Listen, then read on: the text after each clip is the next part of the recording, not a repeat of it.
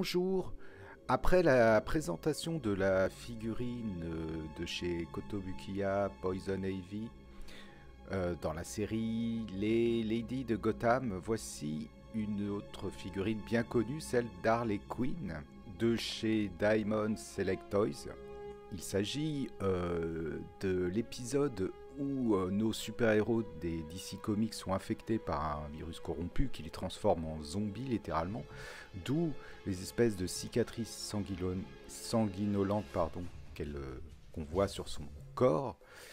Ce qui est intéressant aussi dans cette figurine, c'est l'espèce de petit diorama proposé avec notre personnage, notamment cette espèce de grille, ce mobilier urbain avec ce pavé, ce morceau de bitume, sur lequel notre Harley Quinn se tient debout avec cette posture penchée en avant en faisant genre un smack.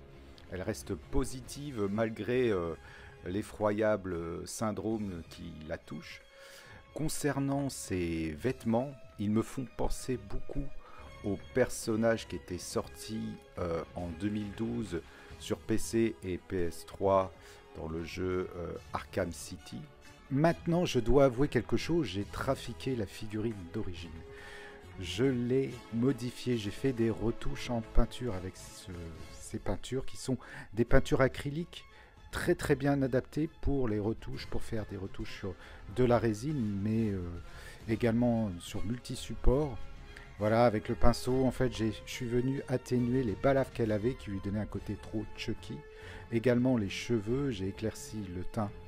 Concernant les peintures, il s'agit de la marque Artistro, que je trouve vraiment bien adaptée pour ce type de support. Voici la figurine avant. On voit les cheveux étaient plus délavés, les balafres beaucoup plus marqués. Et voici le résultat donc après. Alors les puristes vont crier peut-être au scandale d'avoir retouché une figurine, de ne pas l'avoir laissée dans son état d'origine, mais je sais pas, je la trouvais trop étrange avec ces grandes balafres. Sinon voilà, le catalogue était vendu avec la figurine, on y retrouve tous les personnages DC Comics, enfin les principaux. Je vais pas tous les énumérer, mais on reconnaît Superman, Batman, Flash, il y a aussi une autre version d'Harley Quinn, également Wonder Woman. Au final, que penser de cette figurine? Alors évidemment, si j'ai retouché son visage, mon opinion est assez mitigée.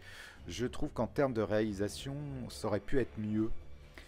C'est surtout par rapport au prix. Je pense qu'une figurine qui aurait valu 30 € maximum, ça aurait été acceptable. Là, on est plutôt sur du 40-50 €.